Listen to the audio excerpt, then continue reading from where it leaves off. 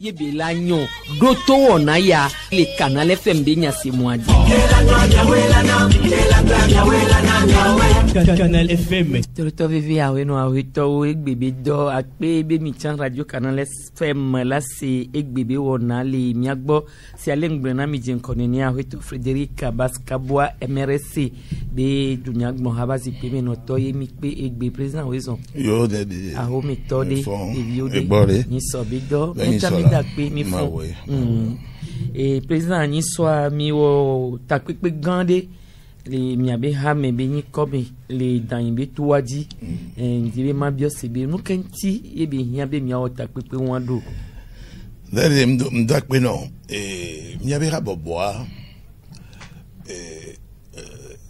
kafla étant civil voir son review subo ou mileme miabe enu ara be statut miabe gomendo pe be humo o le blona mi be a tongo doa mi do au congrès a trop bodo ke mi wa e yo na be bilan e ke gba le mi gba wole pe a ton ke gba na mo e be do mi ve o le dai voa mba se flifle a mo le biji be président de ka po so décision be mi ai dai mo on le pe ore ni a dani to we na ni député gbe d'ailleurs oui voter mais même né et dubuto le d'ailleurs kaflan ngbon le mi ave modi le fie po be nyento no vignero le funoto anani kabwa le ejere le me passem no vignole donc mva po be ne pipo amia politique abobo pata kwa lome maintenant mi o chamia change vire mja ke glen kulebe mi awe nya me tutu mon ke wevo am tro le ro kenyi kaba ni ngba ba je sebe nya mo kwa parce que TVA moi lomeo uni roele TVA PV et je crois unité avec congrès les TVA mja ke blombe mi awe ni mais tutu mon ko so bo so ya fi buto vona très bien to vona lomé Canal Plus B et Canal FM B et nyakaka do love on va pas n'kenyi Daniel et dit Dieu gagne bien parce que nous Japon pour désormais et nous au pas le qui doit aller à Benyon la on m'a payé one toma de netolo avec tago me pour le qui a blanc on va quoi à métro de payer le qui nous le do marché on va quoi et n'y a quoi qui ne me blanc là et le me d'ailleurs mirora tui mirora tui propre mirora tué et mon o le pas mon président le qui me mieux refio amélia be mieux kuvi soit de ta kava et toi dia il est mieux kuvi ko beto et toi fofo quoi il me le connu o président o bon on te kuna on te gbeliere m've dona dai 3h du matin m've dona dai 2h du matin m've dona dai 23h minuit ah ouais là c'est le fond Dania c'est chez moi voilà voir m'dak pe gane non mieux congrès ami ouais amon kuna se mimi gbaja da pa be non be mini candidat yene ao et puis attends ami oh il y avait congrès mitona mon be mimle yo vous avez mis la soutenir candidat de cas belé que mi la va soutenir alors neto trop que mi le bionne va encore da be no me to trop mvo candidat que mi ta daria candidat to mbio mi miabe mbio mi gbeo ento to va de que fermé et il est mien comme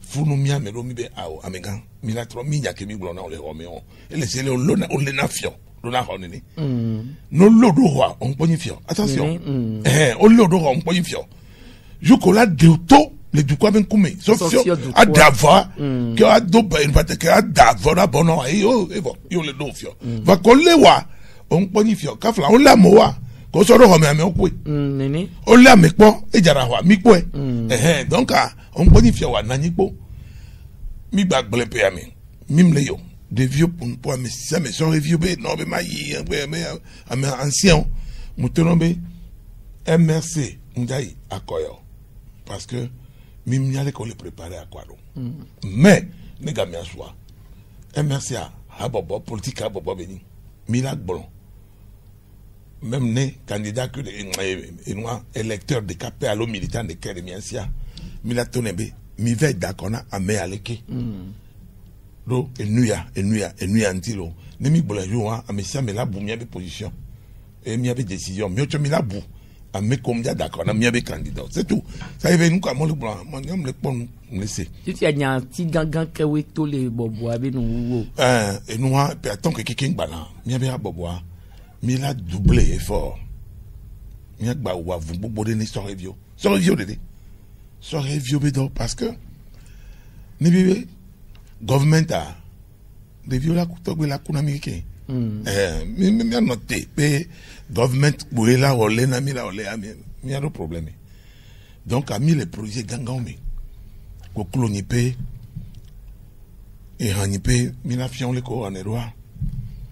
Et à bon me ben roulé ni so pour mi ba ple motopompe na de viro mi les projets gangan me da de mi mi le odo e gbiare amon le bon be wi be nu ke mi lo am le sérieux be et député matin va tout et salle de classe so pero et du quanti obe mi be doyon amon bre alors be am oni député vai mais c'est triste que mi ouais mi député mi mo de pourquoi mi bon mais ça me t'a donc connaît et donc que mieux mi t'en donc connaît mi donc allo mi donc badana mi donc wa mi abenya wa mi ma datin ko badana mi donc le député nini ya mo député are mi ve ko récupérer mes dates de sukuluwe azava et debaya yo so tout sukulwa baba droitier que kati tale fion nous quoi aya blo e muje waji e ku de vioji mi badwa mi papa me le blessé nkele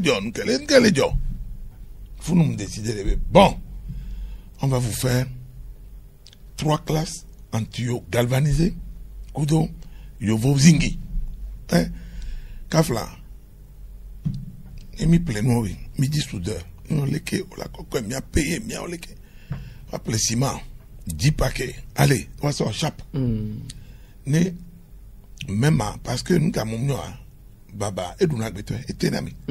Voilà. Allez, mais on va chape de nos propres na de vieux au bord tout. Ni soit à bord et tiens politique à bord et tiens les chiffres mieux. Et venant 20. Bang. Ah mais on le pour nous point mi monde mi non parlement PV et mandat V et ton.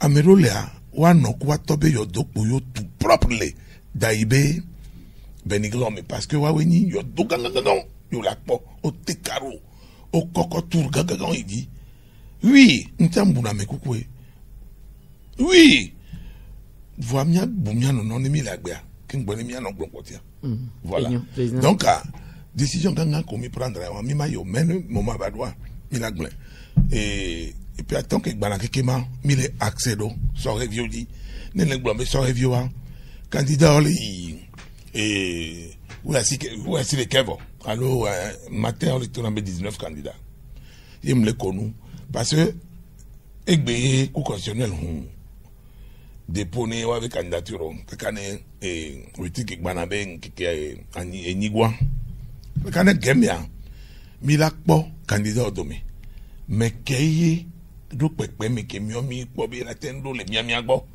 ye mi la do kubere ne mi pero nti o ye ka flama o va da siregia no ko da na mi o mi nyanga o awo mi ne bi obi anami ga o e gawa nkeke bebe nya mi le jibe de vi no o do awo mi pare wa cha wa ko asoro wa grandbo papa ina gbolo bonne arrivée mon chéri du travail et nous que mieux les gens c'est l'automne na maton ameni amadre honama oh il dit que vela ni nam ni ma va pas ça amen tom tel ni me bodé pe nous le ba gbe mo wa nyam ma va so parti MSC so le doit me le bodo me que la commission d'angola pour me nyam da enyo président ke mi onya me susun pata ke mvoye mi pa mi abe boboa nous kewe mi kobe yo le ya ozereka so fifi ke ngbowe et puis aton ko gbana mi ava no pote ovire ah et me le to me fidie et animano le miasi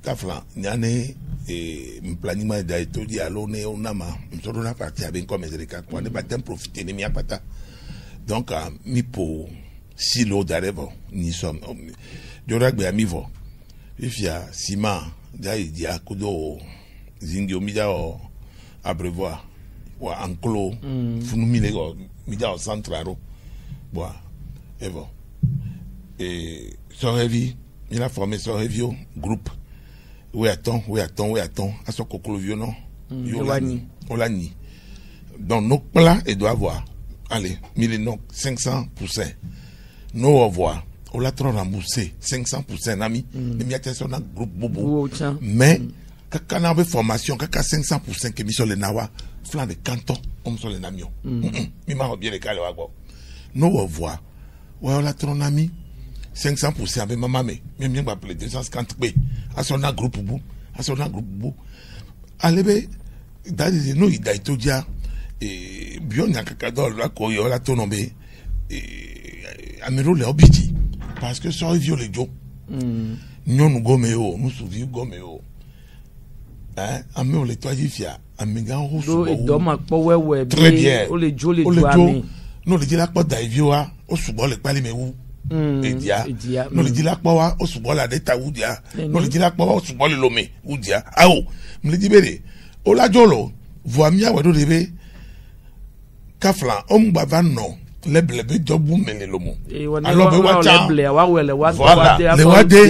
le wade parce que wacha la tani ne le wade o danya dunyo den to be yin oh comment ndu be là oui donc bon amiga oro da sirigina mi fiova duma menga on va congrès na mi ko donc keketon be do mi ole funu no fisi ade no ka we nyo le nu ko mi wa me ke we mu nyo e mi la jira do ne nyi be mi la gbaba ogodo oh e ko mu nyo on to pe ken le pon po igbe bon fi ami temi ba do afile a mezu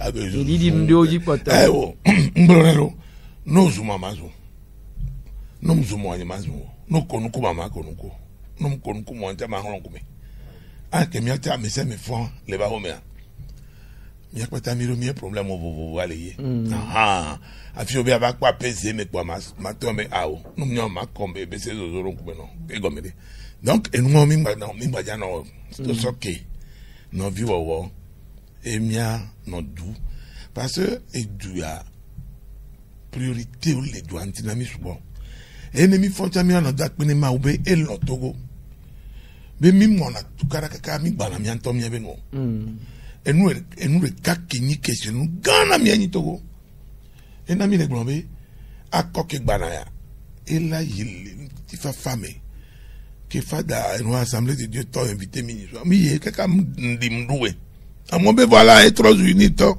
nyamni ni to nyamni ni to ale ameko assemblée de Dieu ale ko la yo oh moi ça veut dire de ko church have vous dona pe ma we on veut reconnaissance à Dieu et ouais evo ko amo sanku vi on po ba mi po a opposant gbomu yo wa e ayi mi ni opposant be ni o alors be Joan fo André Johnson UFC et à notre tribune à Mekoum invitation miro pas que mi miro de politesse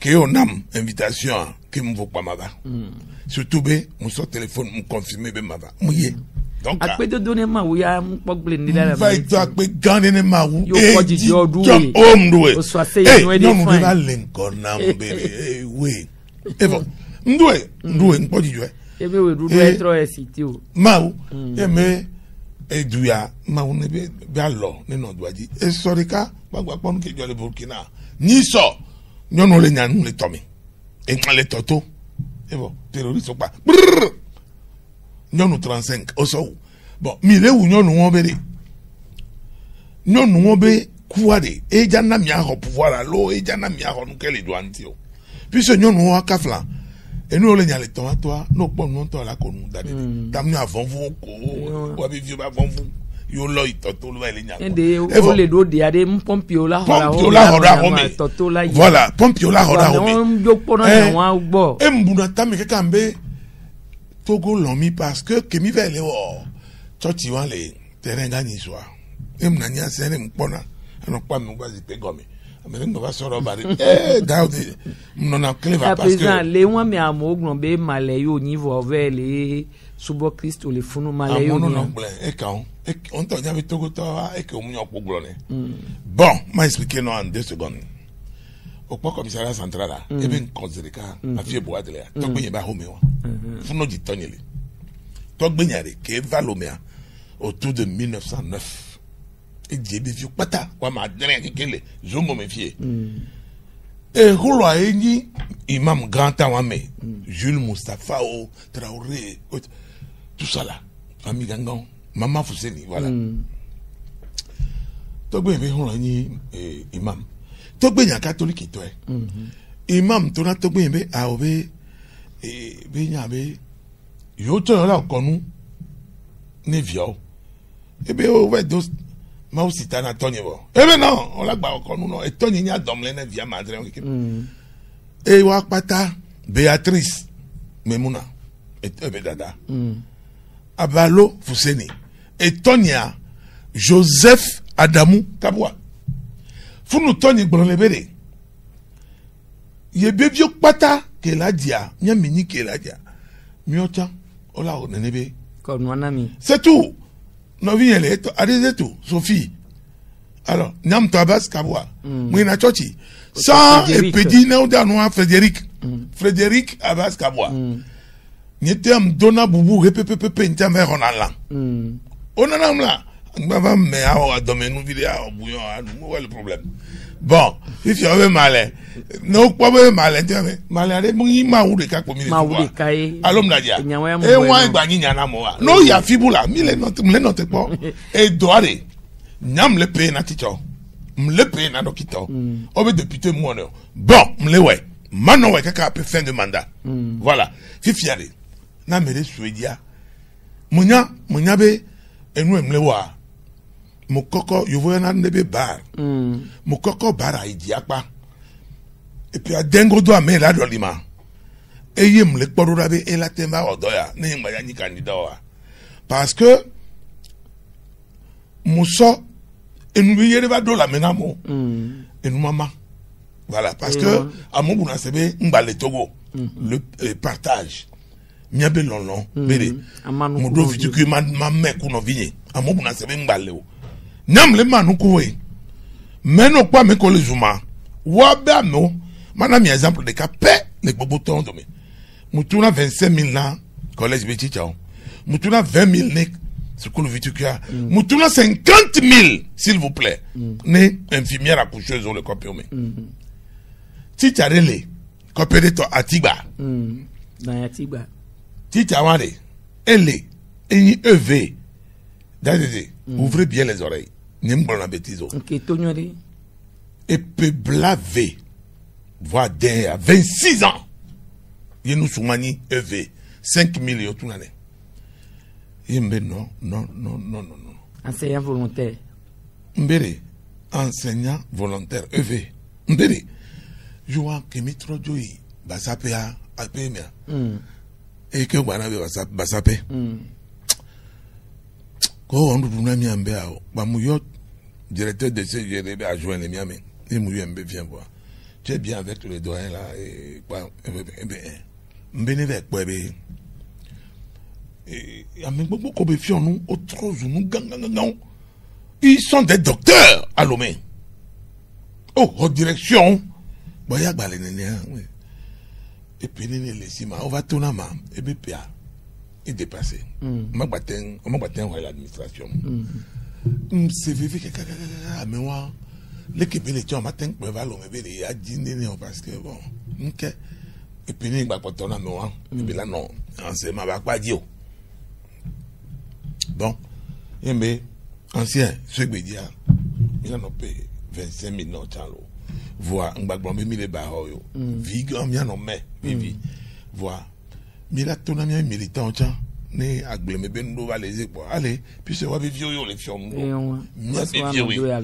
be vieux on la so non do alors et bon kaka oh honorable fia ami meton pe d'accord na miro yembe munya alors be funwa 1000 et quelques électeurs Atigba Edo électeurs ou canton Patale d'Aitoji même temps que d'accord nam le funu voilà nia afikene ape du metole suboa ka flamé ko on a ba l'ozène funu nya mon ape plein olé bon so la vie quoi éton éveillé allez nous sommes complétés quoi mon pam puis ça mon boulon be mi donner que les toi dio mo confirmer non les nous tombe ba quoi mebe mo do nous sous bon temps parce que parti ni ho un tiers des élus locaux dans toute la préfecture. Donc, après ces 14 ans, voyez, on dit 14, c'est unir Ramadé, Niam le Ro Amaton. Voilà, avec 2000, et nous virons peut-être le 3000 voix. Il y a mon on peut supposer, nous, Kenya, il m'avait au congrès, il y a un bon. À côté de Donia. Président akpe fisi admine o jajrado ne mia da epi akpe vekudo wigwambe du protobe akko ogbonzande yabe amiame we aside kewe na nyi ko won ke togo be selizi pe abe jipoto o de mobe ameko ojuro ni togo viobe wa ba ploju yapo wa ba na nyi ko ame we aside ke be nyi ko yo le sivo won kanka la ba do alo tiata mu ame bo la gba ba mo gba le jabe fifi aleko poso ame gbogbo ko na nyi ko na akwa be ya aleko poso ntio dadede ame ole do tomiare njak no nyade no o gba bidio ame le to na me ame politicien to na nyawe nene o daje politique are muni ajira dabe khabenyo c'est faux dadede mi bede et moi même le konamio ne moi même le koa mi a dit solution na noa gboni mi agbai et na 2015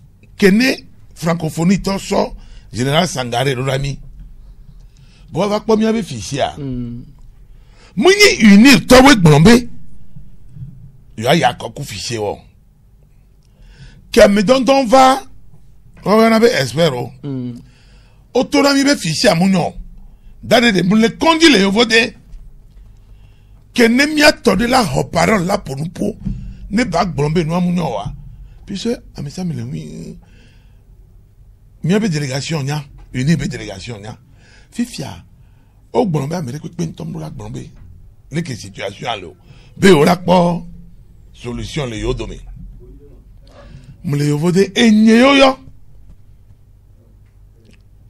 comme quoi enye gblan gbegbleo enye yo be fichier à doublon il ka 800,000 nous aleke ndo la dénoncer dadede yem tonobe organe ke o yo radio ko bam par téléphone mais non c'est un problème afiena do me va vim la nyibe mi to la même dénoncer nous debe munyo muso dénoncer pourquoi mi ame ko tout les tonambe m'a dénoncé moi et Jean Gane pour former mianwe le glombe abe et nous le miaso fichier aso ya kwa nebe le consensuel nke mi vedo nous keye mi vedo yemi le dolio yemi matonami miame o yemi tutulozome mi ve no prise là au pomi au demitimi nous keye na yemi matonami bere ke mi gba mi abe habo bo amere mi o ta pepe mi trop décidé be ne mi yi les conditions moi allo le kia et nous aller keja jolo o mba gbon ya pe na mi o radio ji ko mi ba sere fichier non fiable mais mi a to gbon be le consensuel et obé Kaflan c'est des avocats et signala do brut ne saniro mi a kota cap 2015 ko do candidat ou avec candidat ben comme ibe sani do brut matin sagne né candidat que l'ennemi va président avec parti me tenir bien sagnon puisque l'ennemi est conseiller juridique et ça n'y me l'état c'est bien mais ou mieux date de milicia et moi ni beka que ne nous amon non et mi avait non an comme il yo puisque on l'a pas et on prenant que voilà canal FM me laisser la paix ou me cavado oh journal on le blombé à Modazon marche les sorts et en aucun cas violer que vous avez parti politique que les cas il les soutenir au préciser obé habobodo on l'a m'a là il voit parti politique quoi que les cas o baby binje tena ngere wage on écoute mon habia chamé parti aller soutenir donc ayo vewa bon kafla devions que tous les prisons et ya mero bo mi po yalo que mi avion et tous les prisonniers ni soit et ya parti politique va menga no bo non le neuf verbe o la isowa e go mi be devia le mistake me ko la freiner devia bere o le mistake me bo trop bang bo mi alors que ito be wo le dibe yuana ni ko apo gomi la kwa me o ma gba ten gbe ne be leke fifia o ma gba di la zele to ame o ma gba ten zo puisque nous ko le wa vous en avez c'est malsain dans le monde na no mi kwa bere afoku me devia le puisque ne mi lon le nan quoi maintenant igbe fabra schoolé même ne muni docteur o muni de quoi schoolé nous keye naye egbe o le gbonbele et nous même le clairo fabre nya me chuchu mo que poser candidature o be nyom et nya me l'expliquer que ne et nous mu nyo wari nous kebe candidature yo la poser o e wani reka devi moi tous les présidents et igbo oh ouais mi des photos o so fion la fille nya communicateur nyo so va fion ouais ko pobe de viare ele mistake me ale tone bere certificat le prisonnier to go be député yeye ko do limiare o do lycée o réforme ne pentom bale tout mona fonya zingyo mi miawela cha uni be candidat na uniro mlesi amega wo ro cha le dagba ko la cha ngba on le ple ne mi sonya so ifunware e go mi be yo vo na be fixation milléo fixation do américaine donc ça devient problème de personne ne mi wene trop ou problème de personne donc attention ça veut dire même le blondou beignon même le blondou beignon et nam laisser au même moment mon suivre Canal Plus v l'internet ça c'est émission Canal FM ça c'est émission émission de la presse très bien comme bayom quoi mon bébé émission avec encore Fifia me laisser journaliste les glomber unito otole territoire là batadio le biobe yobe candidat pour la ni fonya zingé militant banko bi milenya. C'est ça le problème puisque waton do abe militant mais tu milo miaton et c'est qu'elle est pour nous pour yebeni et c'est ne miak pata togo to de pentomle kene et où c'est faux la loi c'est pour nous tous Fifia non tole ko la biro yo la fait exécuter ça et les bords moyenye et soko yo il avait fiambele ko la to le nyane mo awo non to di nyane ko la débrouiller nato Fifiare et siare et c'est on agwa d'arevo Fifia mo le tona miato depuis des mois belé ne mi la négocier ku ameore mi ne mi la we ne mi so wa gbe to be problème ça devient autre chose. On va dire politico. Attention. Ne n'est qu'à mener la tite avec Fabre Tiamati, élection et Togo. Et n'y a mais vous dites, mi en politique, elle est dit, mi a maillot. Mais, Abbas Kavo Tiamayo. Et trop, avec des problèmes. Il faut faire extrêmement attention. Est-ce que Egbea, et c'est l'autorisé, monsieur Fonya Zingé 2020, bah quoi? Et c'est l'autorisé, Neten Royadia et c'est balé autorisé ne venir 2025. C'est ça le problème. Et me kebe mistake yo. Dadede. Et nam le glombe mionto mim lo mia non. Le gokemio. Mionto opposition mim lo mia non. Et mim lo doit chao. Parce que mim le dibe mia kota idio. Ne mi be so et ta so pour ani quoi. Et bon. Mi dona tagula nozon. Fike vous da so le opposition. Non, miando tagula nozon. Sinon, avec Béa, nous les joya. Il suffit que mion to mia et mia roko mebere. Et kenji mia be responsabilité les méo. Dadede, et nous que pour l'assemblée be ho ministre et on zina parce que nous kejo. Cour constitutionnelle là, mi do la trop. Puis Et on a oublié mais watro ouais. Mletona mobere et que l'ère et ben mandat le pas 2021 dans un an. Ne mis-moi attention les Niamoa. Opposition Mado, représentant que les cantons. Donc, et nous, nous avons mis les gros militaires, nous avons trop quoi, ça va daru pour dire mais. Les co ouais, yo quoi va daru pour yo ko les bio wa trop recomposer. D'ailleurs, à mon bébé, wa trop recomposer. Même les gogo américains les négocier recomposition. Ne mi font quoi, bien non d'apa. Aïe, quand il dit aïe putain, aïe non pas. Ah ben non, mi mal longtemps. Non recomposé et coup constitutionnel.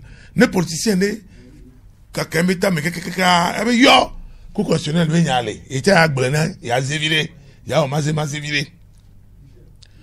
Ça allez, coup constitutionnel allez. Président yona admettons.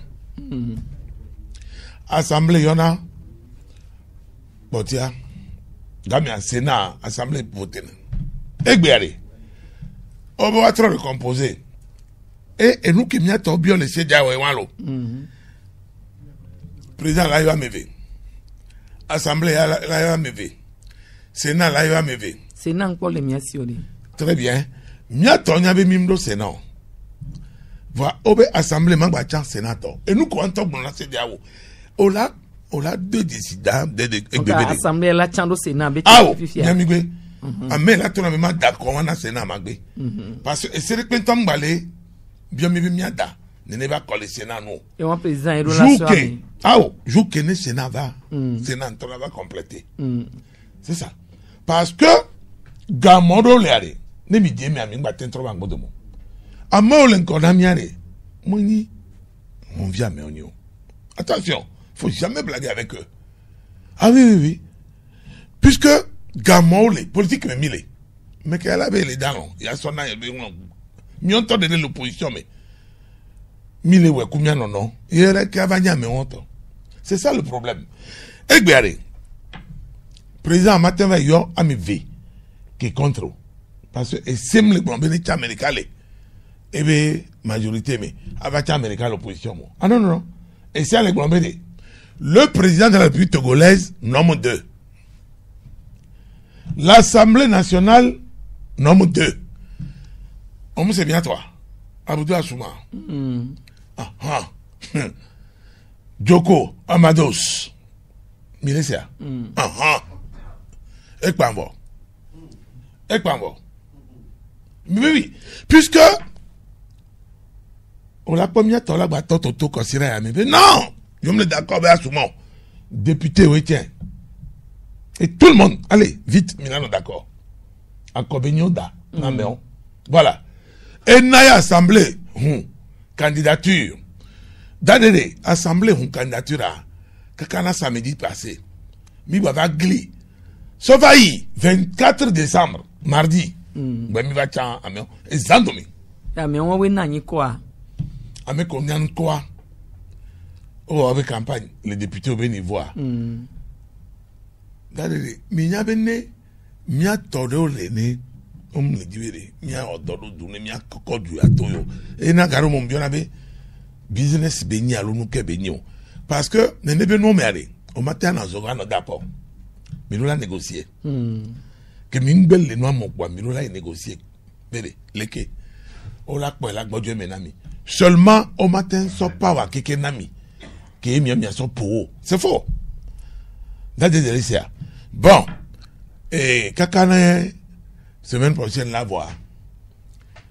Et Jujo, la Tchaneka. Mais quand il Jujo Bapeto, c'est qui? Le juge, premier magistrat du Togo, c'est Fonya Zingé. Voilà. Il préside même le CSM parfois. Convoqué, et nous l'a convoqué. Essayez les nez. Pas vraiment. Bon. Juge, on l'avait, il coup président, quoi. On l'avait été amené qu'il y a contrat. Oh, non, c'est bon. Et voilà, quand on a mis le soubé, amela contre, non, c'est là. Togo Vionio, il y a donné droit. D'adé. Mon bolonare non fidèle mais politique, mais mêlé. Bon, on veut magistrat et avocat au latin américain. Avocat wari, baru wari. Government, ye galana baru ne waten odo. C'est ma vie baru la pogalo. Ami on rena mi abinti ne mi aten non fonctionner ami on tela mi ado que mi akobere. Est-ce que mi a un conflit et nous on a adré. Ba quoi? Tukara badu allo. Le que fafa le mi on ne ale. Mi no ido do ni a. But il y a ni professeur d'université ou. Non, il commence voir. Yo agrégation nous va te voir. On l'a fait là non pas nous le homme. Tant que président m'a signé décret il est nommé au professeur titulaire. On m'pogné. On m'pogné. On l'a yomi, fifi yomi d'aller bon. Miti américain les mi amené ba écoute constitutionnel lo. Et pas. Et on a problème boy. Fifi a cour constitutionnel amené ne ou ni non. Amasirika. Fifi a wa mi amasirika kekenwa ke mi so le fifi a mi amené yo chan le mevoan. Oh, mi amita me vivo. Président la so me vivo. Puisque mleto mblonyari onambe mblenkaba vai. Président de la République matin tame ke contrôle. Bon mi agbon pobe amené a ewevo. Puisque ayé do majorité l'Assemblée. Puisque nos pas à quoi et nos propres non. Non c'est et de majorité. Donc Fifi a me ko la chan fifi ne cour constitutionnelle wa be do fi a won so 2021 e wa la si.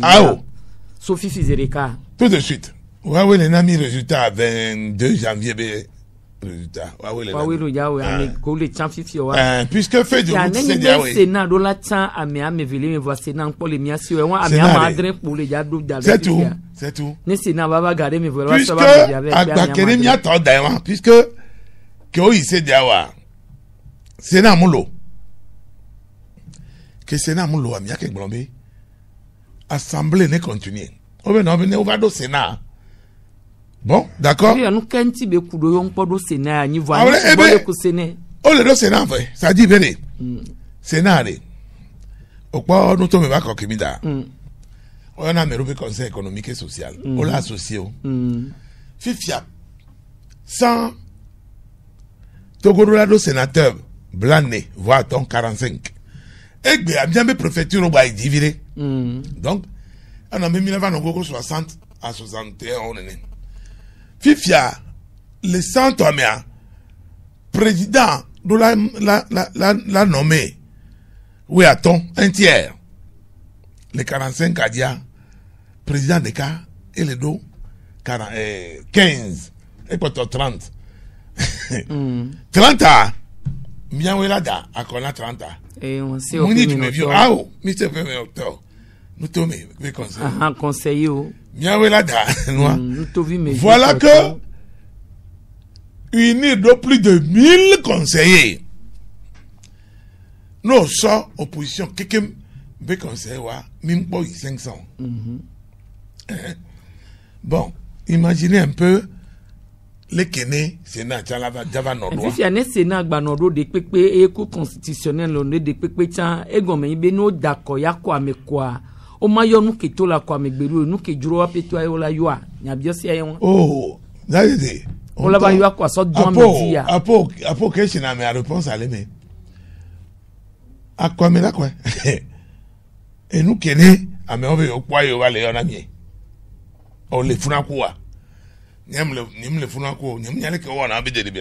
Président, Fifi a nemi jola me won gbo so kudo pia pe kudo wi gwa me jukloto ba kwantia ogbonzande ya be mouvement no kan ka obe yole a ogbololo iso a so cité do jukloto abe yi nti muni wa be nya do esene mo ne be ya ye latin yi voix et so ke va ya signateurs de sa javon e yonya kakando to e wo proposition e nya so do nkume yin be ni la nwa jukloto ba wedo debe ne wa wo transition PV soye péton le ko pa be soso be soso anti dali dem dak pe non nyamba se doyen ben comporter on les deux to mi am do gbero re ndie ma to na doyen bere mi apata e non kona mi mi dagba propre CST cap 2015 mi dagba e doit passer mido amour confiance na mi amour putu passer mido nyam senu quelqu'un be gbon hu me ke ngba na fie mle konu ni ka le vola mle konu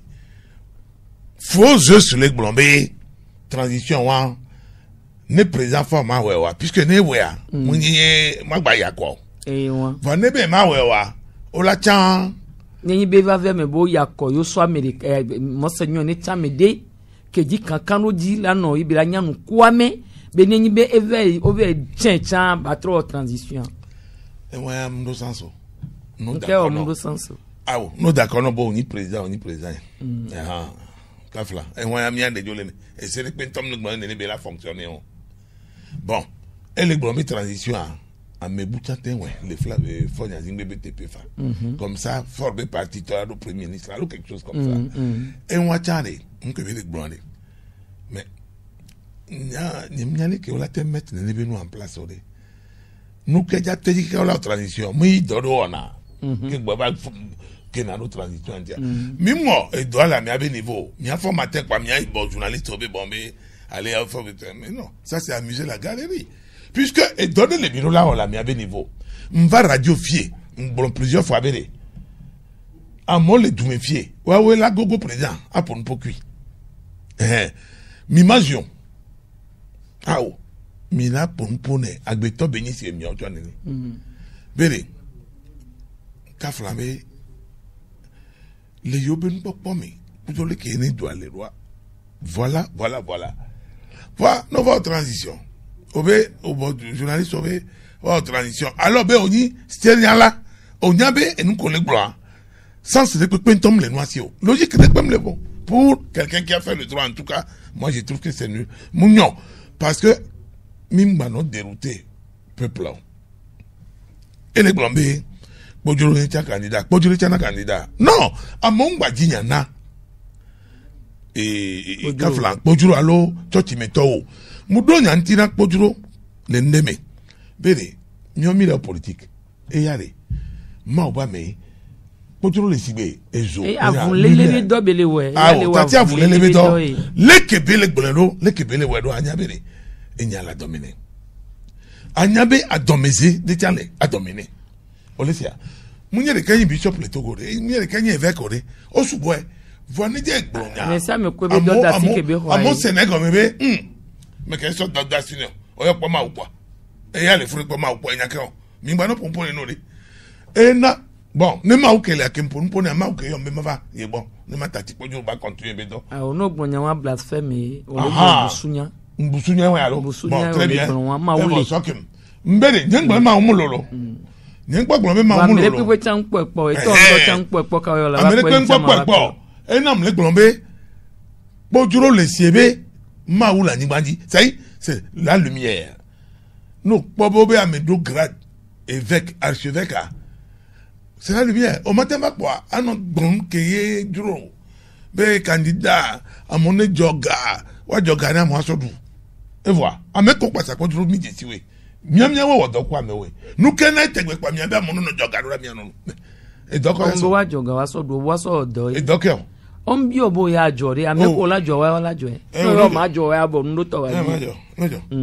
donc on po ebe transition be wona repela na nyo ni be transition la na nya pour posséder la na nya for de do la na ni so du proto agboje nko for de do le mi ru lawo ne mi ti te po bere transition ani ami ola bien mi bere institution pata les oignons les doigts mi nous kebe transition mi le dio alors be mi oyare ne minanya na monanya o gwan po be famille zingbe be wa rekono Edouard ta 54 ans d'accord ne mi a tonomere o tento le me avec mon invité Amérique pentom le tout monde va battre wori ah voilà va intro va très bien et na o la po be enya quel le sens be wa proposer wa négociation wa lobbying wa pour c'est tout il faut faire lobbying ka ta mais amuyo amenga o lobbying quoi bele amon le nyasi le Togo ko la tempo npo et les arômes funucha yo la c'est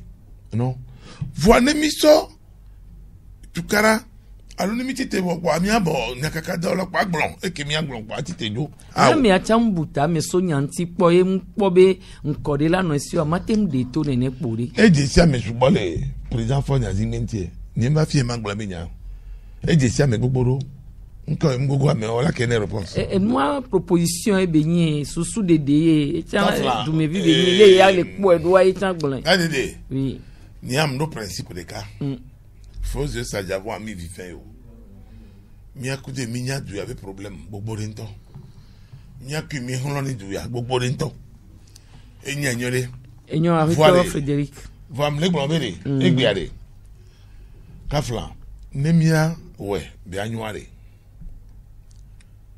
ento enya bena yala tengo go tupola la ponponeva ento nya be mi to mi jago gbogbodo enam le tuni keno bo amoja va ponpoare bolo apo ho meja vire quoi à sort de toi sort transition pas sort de me alors ponpo si kaneka Amérique m'a écouté au côté de président ne wa so da kwa odola ngula mo be nyiko onlo nyiko ba yiwa oglombe pe amia o le hu agbo na to gobi ko le duta o be wo chan la tenda ko voi nyiko ngula muzon le to gobi ko le duta gbo le to gobi ko le duta kekem le do amaden ko chamia amia lo faton blaton le po bu te nglo nyiko le funu okpo ebe ehia le VVDB to gobi ko le duta odola da kwa le ya me godogodo pe a lo le ke o la odo e maintenant niare diaspora be vota amore pour l'instant parce que mon buna sebe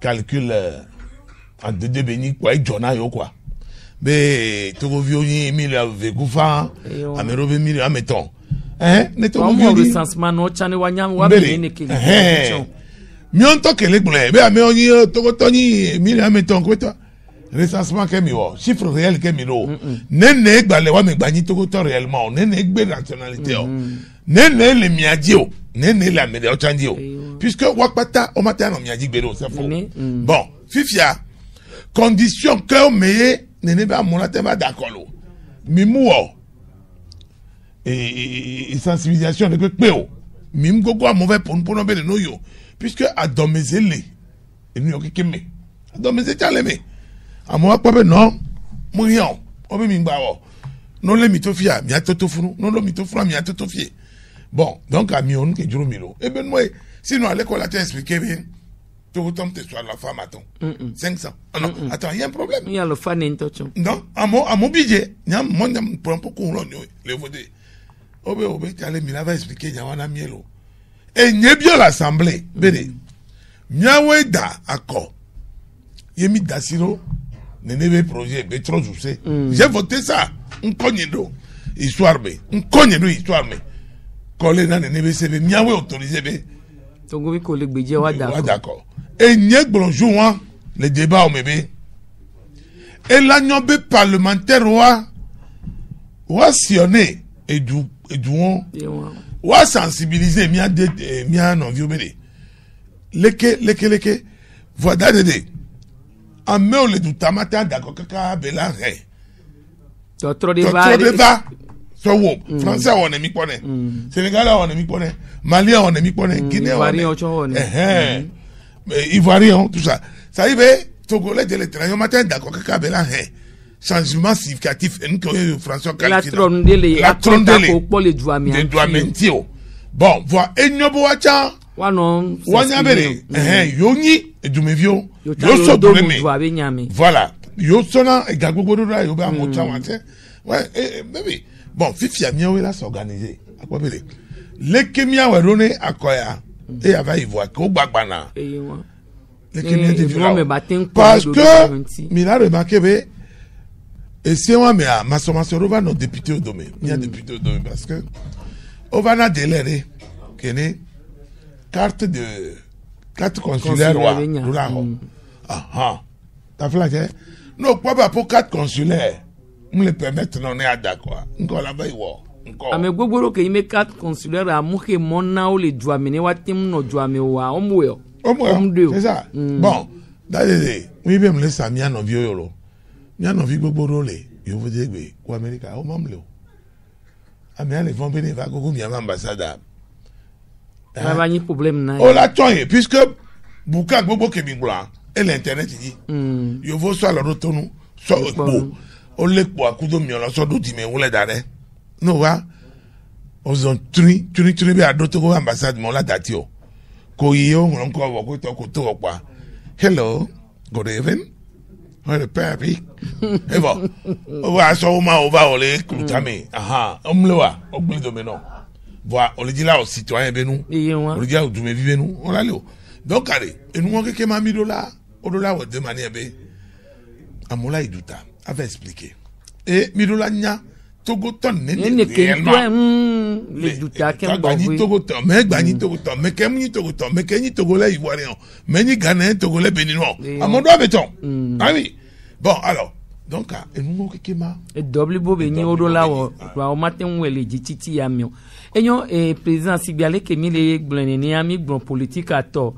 Et là, n'y les miens de mes vieux temps, n'y a non, c'est ce n'est bon, n'y a non, d'accord, non, temps, mais qu'on a non, plomia. Aïe, mode de doji va faut quoi va les ougan. À ma grande du don, notre qui pona, de dire, non, bé, n'y bois, on va douer ni soya, ou des machines d'étau. Machine moi et la sono Didier Sorabi nous benya ne do ba pe bia ha moi etan le no gomene afoko subo ba no prayer de me a fike igeji wasian e benya le ko yo poso do won ko so ba to wanti o on a parlé avec Alcotes Alcotes are électronique no prayer publique apparemment toi la kakanzeke Togo toba kota pen. Nyao. Surabi. Chaka kudu tukutu.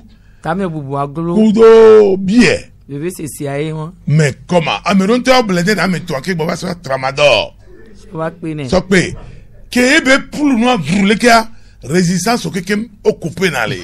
Appareil ami. Et noire. Enyo même na no miasi miasi no pour doit vivre. Les Québécois n'ont pas eu pour le moment. Le mieux va contact peñao. Togo toba ekpen la me va contact pe. Que pour ya souffler légèrement. Ame bonya be enu ke nu to cha nya ke ye soja le gbon te ngba lese o. Do no to ame atrobi obere. Soja ko yo ma no te alo no te nu ko le zumbe souffler o. Souffler na ya. E bo, o la me sorry, me ni pour ya me. Ke ko no ko hu le ke appareil en battle fixé ne ko soja chamba le sene ko do e bon ko be no sen bata be terminé e bon c'est tout appareil la kaka ka flan PV gamea e gbe amuni ahadede le na accident le moji le Togo et atike kurole mi a de vieux nuna ka ko salon sukulo me e no ke kema e na mi le bombele e du ya mi atui e du ya problème le mi lo atui mi la no du la atui tramador amole marijuana amole hashish donc appareil olé ne wocho appareil olé voilà oh appareil olé non droga e fixé le il y a soja ri kala le appareil won pata do go me ne ma va venir be won chon va yo na mi apru so rabito avoir elle a trop pour won chan on va plus de won non double to le me e won chan la kaka parce que kene to toja yo marijuana babla ne on le sait bonoa Togo to ya no ma denzerika on est plus pour moi et wo machine oh en même temps elle avait adro appareil soja to adro mirota là mais soja fiole yo ya code avec ya continuer voilà donc président mi le PB nous neto pour les relations na Togo vi ko le senia bien quoi mais ko pata le do to anya ko la bon le do PB to e da monsieur me nyabe kafla ne doa nzizime avi fafa VVCC o ya so bo pe ma ula tout adasina wa pata e kokokwa Togo jara pe mo Erika gbitom no na ya dudu me keka so e no se fo e enu ona be espoira mi pata mi rado e mo popo ne no miasi mo popo e do no miasi e mi aso mauro mi abinde bebe de dome